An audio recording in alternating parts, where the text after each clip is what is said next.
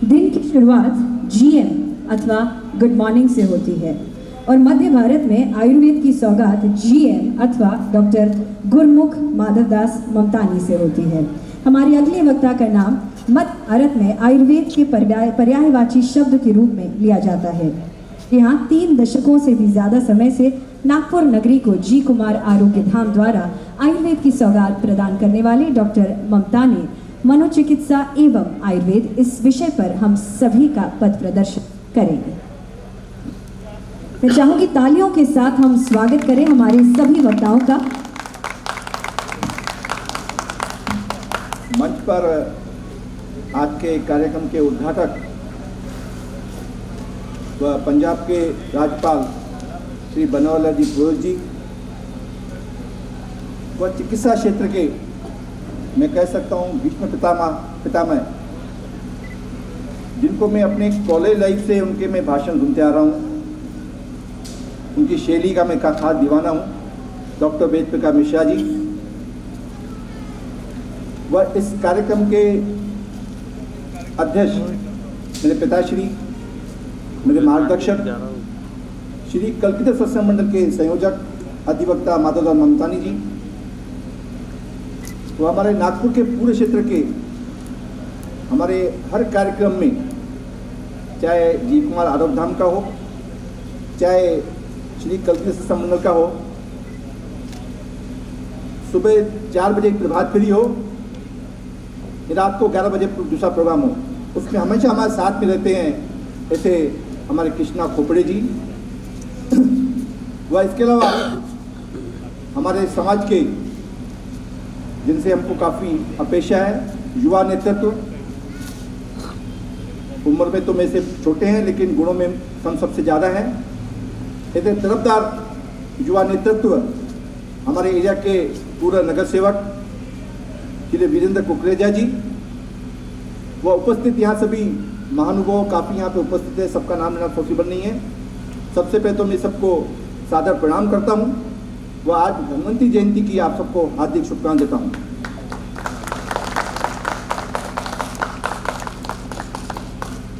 जैसा कि मेरे बेटे डॉक्टर हरकिशन ममतानी ने मेरी जो भूमिका थी उसमें बहुत कुछ भूमिका ने बांध दी।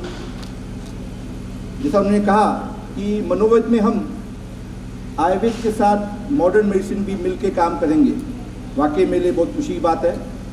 लेकिन मैं विचार कर रहा था कि अभी भी जो लोगों में एक भ्रम है कि आयुर्वेद मात्र वात की चिकित्सा है, स्किन डिजीज की चिकित्सा है, मानसिक विकार की चिकित्सा नहीं है।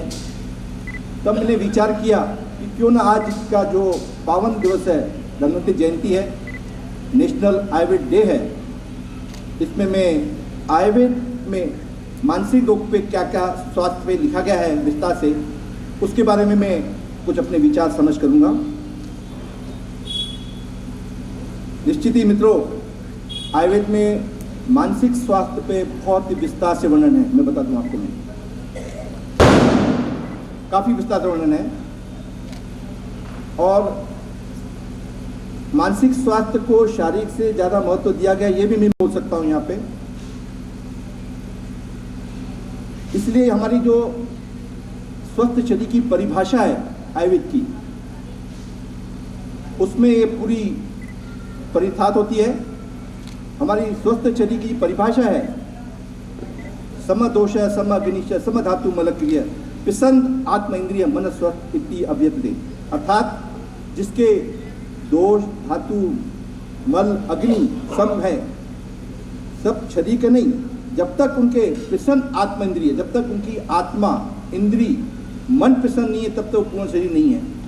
तो इससे निश्चित ही शारीरिक के साथ साथ मानसिक महत्व शास्त्र का भी महत्व समझ में आ रहा है। इसी बात को हमारे WHO ने भी रिकमेंड किया है, जो हेल्थ की उन्होंने परिभाषा दी है, डेफिनेशन दिया है, the health is the state of physical, mental, social and spiritual wellbeing, not only the absence of disease. तो यहाँ WHO ने भी शारीरिक स्वास्थ्य के साथ मानसिक स्वास्थ्य को ज़्यादा महत्व दिया है। मैं आयुर्वेद क्षेत्र से जुड़ा हूँ। आयुर्वेद में मानसिक स्वास्थ्य के लिए बहुत विस्तार वर्णन है, बता चुका हूँ मैं आपको। आयुर्वेद में मानसिक स्वास्थ्य के लिए, मानसिक रोगों के लिए, मन पे नियंत्रण करने के लिए, मन को बल देने के लिए काफ़ी उपाय बताए गए हैं। मन को बल देने के काफ़ी उपाय बताए गए हैं। मन के 3 गुण हैं, सत्व, रज, तम। सत्व जो गुण है मन का, वो बहुत ही अति शुद्ध है, प्रकाशशील है, अविकारी यानी रोग रहित है। वहीं जो रज तम है दोष, वो दोष विषम को प्राप्त करके मन को विकृत करता है। अतः हम कह सकते हैं कि रजतम जो है मानव दोष के अंतर्गत आता है। तो हमारा जो आयुर्वेद का सिद्धांत है मानसिक रोग के लिए, वो स्पष्ट है कि सत्व की वृद्धि की जाए, रजतम का शमन की जाए, उसको कम किया जाए। इसके लिए हमारे आयुर्वेद के चरक, जो कि काय चिकित्सा जिसको जनरल मेडिसिन कह सकते हैं, चरक जी ने मानसिक रोग के लिए त्रिविध चिकित्सा बताई है। त्रिविध 3 प्रकार की। उसमें पहला है देवपार्श्व चिकित्सा, डिवाइन थेरापी। दूसरा है युक्तिपार्श्व चिकित्सा, यानी लॉजिकल थेरापी। तीसरा है सत्वाजय, इसको हम साइकोथेरापी कह सकते हैं। तो देवपार्श्व चिकित्सा जो है, इसमें ईश्वर की प्रार्थना, मनन उसका करना, जप करना, तप करना, दान धर्म करना, प्रार्थना करना, ये सब आता है। हम पूरी तरह से ईश्वर में पूरी विश्वास, निष्ठा के साथ, श्रद्धा के साथ अपने को समर्पण कर देते हैं। परिणाम स्वरूप मन में आत्मविश्वास जागृत करके जो चिंता, तनाव है इत्यादि जो मानव दर्शन है, वो कम होते देखे गए हैं। दूसरा जो चिकित्सा का बताया गया है युक्ति पार्श्व। इसमें युक्ति पार्श्व में जो जिस कारण से ये बीमारी हुई है उसका परिवर्तन किया जाए, उसको दूर किया जाए। इसके अलावा रोग और रोगी की परीक्षा कर युक्तिपरक आयुर्वेदिक औषधि दी जाए, ये इसके अंतर्गत आता है। इसके लिए हमारे आयुर्वेद में मन को नियंत्रण करने के लिए निद्राजनक मेध रसायन काफ़ी है, ब्राह्मी, शंखपुष्पी, जटामासी वगैरह वगैरह वगैरह, जिसके काफ़ी प्रभावकारी प्राण बनते हैं। इसमें रसायन चिकित्सा का भी बहुत ज़्यादा मानसिक रोग में महत्व है। रसायन यानी जो वृद्धावस्था वह बीमारी को दूर करे, चौनपा जो आप खाते हैं वो उसी के अंतर्गत आता है। तीसरा जो है सत्वाजय चिकित्सा, सत्व यानी मन, सत्वाजय यानी मन की विजय प्राप्त जिससे हो, वो इसके अंतर्गत आती है। इसके लिए भी हमारे आयुर्वेद संहिताओं में बहुत विस्तार से वर्णन है सत्वाजय के लिए। इसके लिए हमारे आयुर्वेद संहिताओं में सदाचार पालन करना, सदृढ़ पालन करना, पर योग अष्टांग के जो नियम है 8 यम, नियम, आसन, प्राणायाम, प्रत्याहार, धारणा, ध्यान, समाधि, इनसे पालन करने से मन नियंत्रित होता है, इंद्रिय प्रसन्न होती हैं। पंचकर्म आपको बहुत ज़्यादा जानकारी है। मानसिक रोग में पंचकर्म का भी बहुत ज़्यादा प्रभावी परिणाम है। पंचकर्म शरीर शुद्धित करके हम औषधि देते हैं तो औषधि भी शीघ्र असर करती है। पंचकर्म के अंतर्गत वमन, विरेचन, शिरोधारा, शिरोबस्ती, शिरोभ्यंग, शीरधारा, नस्यकर्म इत्यादि के बहुत ही, मैं 33 वर्ष से मैं देख रहा हूँ, काफ़ी चमत्कार रूप से परिणाम मिलते हैं, जिनको नींद नहीं आती है वगैरह वगैरह कई चीज़ें हैं। इसके अलावा हमारे आयुर्वेद में शरीर को, स्वास्थ्य को टिकाए रखने के लिए 3 उपस्तंभ का वर्णन है। उपस्तंभ पिलर ऑफ द बॉडी, जिस पे हमारा शरीर खड़ा है। उसमें पहला है आहार, निद्रा, ब्रह्मचर्य। स्पष्ट है आहार जो होना चाहिए मानसिक रोग के लिए सुपाच्य होना चाहिए, सात्विक होना चाहिए, सादा होना चाहिए, समय पे लेना चाहिए। और कहा भी जाता है जैसा अन्न वैसा मन। निद्रा पर्याप्त मात्रा होना चाहिए। संयमित जीवन जीना ब्रह्मचर्य के अंतर्गत आता है।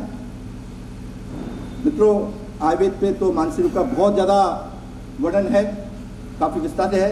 समय की कमी की वजह से कभी फिर विषय इस पर चलेंगे। मैं आता हूँ विषय पे, जो हमने बहुत कुछ मेरे बेटे ने हर किसी बता दिया आपको कि हमारा जो एम है कि जो हमने संकलन में की है अपनी मनोवेद की, भाई हम जो चाहते हैं कि पेशेंट हित में आयुर्वेद की प्रैक्टिस में 33 वर्ष से कर रहा हूँ, आयुर्वेद का प्रचार प्रसार कर रहा हूँ, आपको जानकारी है। 33 वर्ष से जो कर रहा हूँ उसका अनुभव मेरा आयुर्वेदिक का मानसिक रोगों के, मानसिक स्वास्थ्य के अच्छे बनाने के लिए रहे। यहाँ थोड़ा मैं अपनी एक मन की बात करना चाहूँगा। हमारा मनोवेद का स्लोगन है मन की बात मनोवेद के साथ। हालांकि थोड़ा ये तो अटके है। मैं जब प्रैक्टिस करता था तब जब मैंने इंफ्रास्ट्रक्चर खड़ा किया जीव कुमार आराधाम का, तो मैं शुरू से आयुर्वेदिक चिकित्सा के लिए प्रचार प्रसार करता हूँ, सबको जानकारी है। मेरे बच्चे लेकिन मॉडर्न मेडिसिन चले गए, थोड़ा द्वंद्व मन में था ही था, लेकिन क्या करना। फिर मैंने सोचा, मैं ईश्वर से, हमारे वकील साहब जिनसे मैं बहुत प्रभावित हूँ, उन्हें कहा जहाँ तुम्हारा वश नहीं चढ़े वहाँ ईश्वर को प्रार्थना कर सकते हो। हमारे आयुर्वेद में देवपश चिकित्सा बताई भी गई है।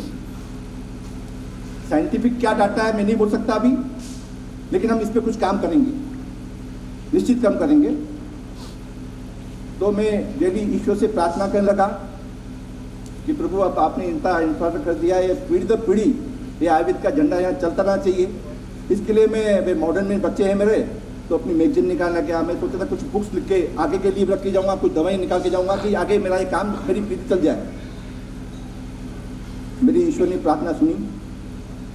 अभी आप किसी ने आपको बता दिया, 1-2 साल पहले तक तो उसका नहीं था आयुर्वेद में आने का मूड, नहीं करने का था, लेकिन बोलते कि प्रार्थना में शक्ति होती है। हमारा आयुर्वेद शास्त्र बोलता है देवपाश चिकित्सा में मानसिक रोगों में अच्छा प्रभाव पड़ता है। हमारे वेदों में जो वाणी है वो झूठी नहीं हो सकती है। साइंटिफिक आपके टाइम पे मैं कैसा प्रूव करूँ, मैं करूँगा, इसके लिए आपके साथ मिलकर करूँगा। तो मेरी मन की इच्छा जो थी, आज मैं वाकई बहुत खुश हूँ जो मनोज का उद्घाटन हुआ। वाकई में अगर मैं बोलूँगा तो आज जो मेरे हैप्पी हार्मोन्स हैं, जो बोलते हैं डोपामाइन, ऑक्सीटोसिन, सेरोटोनिन, अपने जो हार्मोन हैं एंडोर्फिन, ये मेरे चरम सीमा होंगे, मैं ऐसा कह सकता हूँ। मैं बहुत आनंदित हूँ।